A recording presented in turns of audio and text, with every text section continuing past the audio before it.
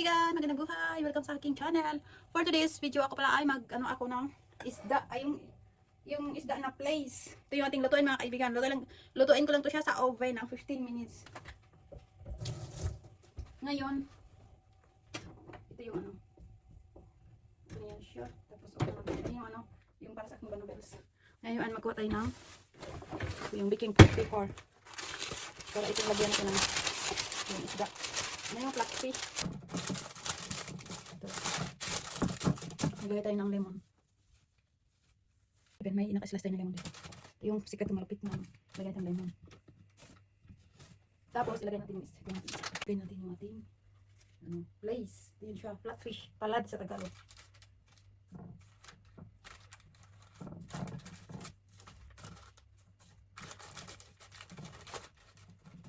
Ayan natin yan para magkasya. Then lagyan natin ng garlic na fresh. Hindi ko dinamihan. Okay na yan. Lagyan natin ng lemon. Tapos lagyan natin ng butter.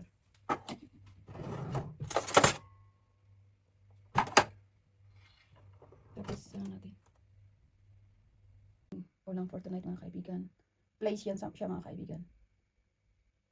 Yung palad sa Tagalog. Sa Bisaya ba? Na isda. Flatfish.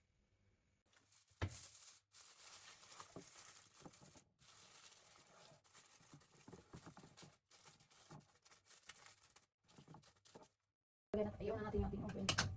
Kailangan ilagay na natin yung ating place na isda sa oven.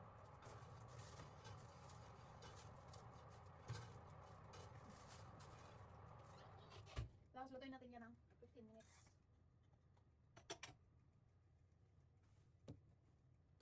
Ngayon ay tingnan natin mga kaibigan. Kailangan mag-careful tayo kasi ito ay mainit.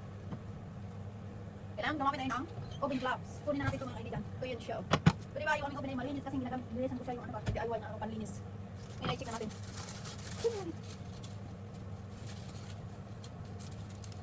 Hindi pa siya luto. Hindi pa siya luto mga tipo. Pero yan yung tangits. Parang luto na. Mali pala tayo. Yung naluto na yun siya mga kaibigan. Lagyan natin yan sa plato.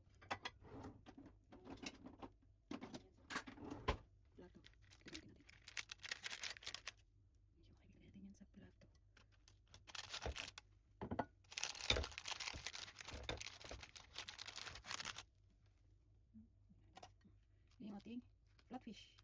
Tawag yan sa English ay place. Sa amin ay palad. Sa Bisaya. Ayan mga kaibigan. Diba naluto na yan siya? Ayan mga kaibigan. Salamat sa panonood.